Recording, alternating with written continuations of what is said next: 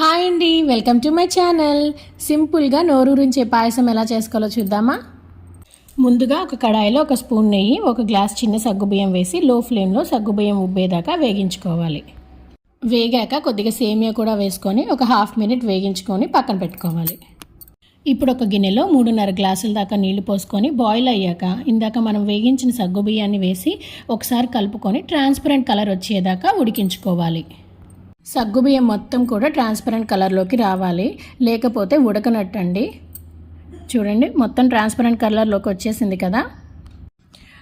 1 పావు షుగర్ వేసుకొని బాగా కలుపుకున్నాక ఫైనల్గా ఫ్లేవర్ కోసం నెయ్యిలో వేయించిన జీడిపప్పు, ఇలాచీ వేసి కొద్దిగా చల్లారాక పాలు పోసుకొని సర్వ్ చేసుకుంటే మన పాయసం రెడీ అయినట్టే. సగ్గుబియ్యం అనేది చిక్కబడిపోతూ ఉంటుంది కాబట్టి సర్వ్ చేసే ముందు పాలు పోసుకుంటే బాగుంటుందండి. మరిన్ని వీడియోస్ కోసం నా ఛానల్ని సబ్స్క్రైబ్ చేసుకోండి. Thank you for watching.